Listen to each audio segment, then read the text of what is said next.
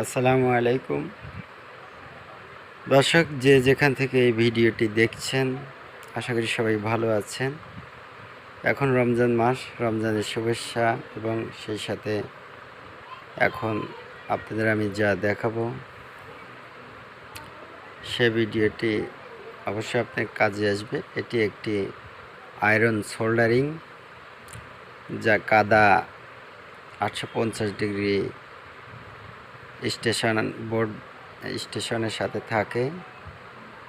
তো কিভাবে এই আয়রন সোল্ডারিংটি ঠিক করবেন কয়েল চেঞ্জ করে, আমি সেটা আপনাদের এখন এই ভিডিওতে দেখাবো। এই যে আপনারা দেখতে পাচ্ছেন হাতে আমার দুটি বোর্ড আছে, একটি পুড়ে গেছে কয়েল, আর একটি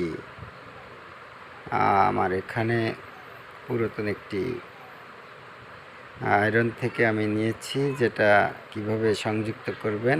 দেখুন এখানে যে 4টি তার আছে, 2টি কয়েল এবং 2টি আছে টেম্পারেচার কয়েল।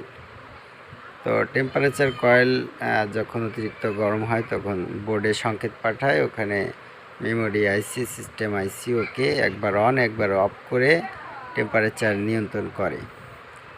তো আমি আয়রনটি কিভাবে মেরামত করছি আপনারা মনোযোগ দিয়ে দেখুন।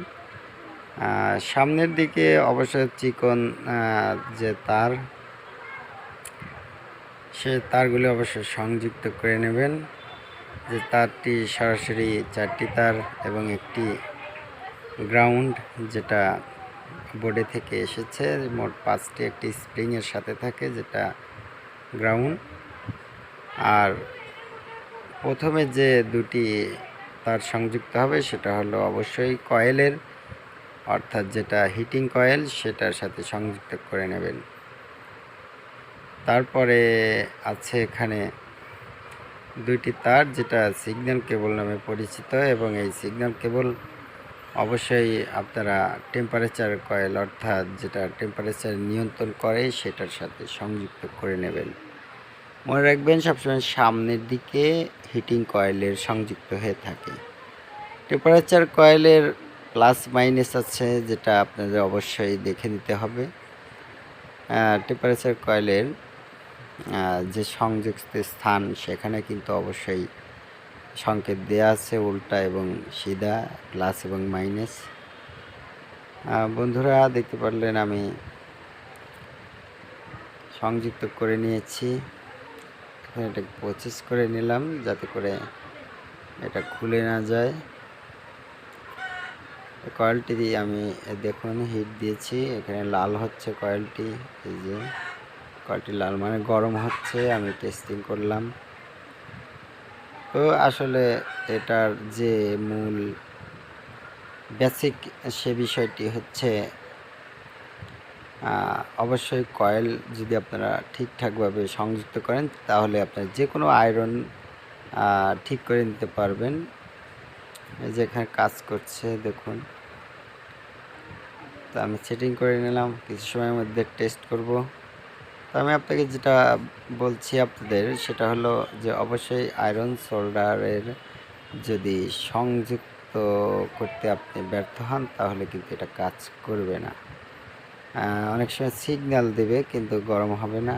এবং অবশ্যই আপনার বিশেষভাবে মনে রাখতে হবে, এই সোল্ডারিংয়ের যে কয়েলের পরিচিতি, তার ভিতরে সবচেয়ে চিকন যে তার 2টি কয়েলের, অর্থাৎ কয়েলের মাথার দিকে 4টি তার বাইর হয়েছে এবং 5টি তার এসছে স্টেশন বোর্ড থেকে। তো আমি সেটিং করে নিলাম, এখন টেস্ট করব, দেখি গরম হয় কি না। তো আমি দেখুন এখানে বোর্ডে সংযুক্ত করলাম, বিদ্যুৎ দিয়েছি। কিছু সময়ের মধ্যে আপনাদের টেস্ট করে দেখাবো যে আয়রনটি যেভাবে মেরামত করলাম তাতে ঠিক হয়েছে কি না। আমি এই সুইচটি দিয়ে নিলাম।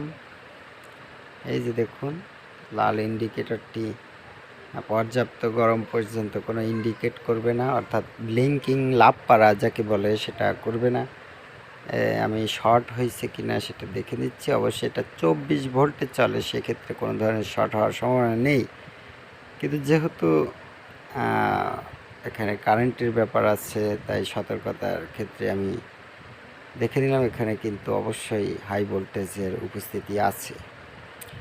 তো আমি বাড়িয়ে দিলাম ভোল্টেজটি এমার্জেন্সি। এখন যে পর্যন্ত ফুল কাজ করবে না সে পর্যন্ত কিন্তু ব্লিঙ্কিং হবে না। আর ব্লিঙ্কিংয়ের কাজটা কিন্তু সম্পূর্ণরূপে টেম্পারেচার কয়েল করে থাকে। টেম্পারেচার কয়েল কিন্তু মাত্র 4টি প্যাচ লম্বা এবং আড়াআড়িভাবে দেয়া থাকে।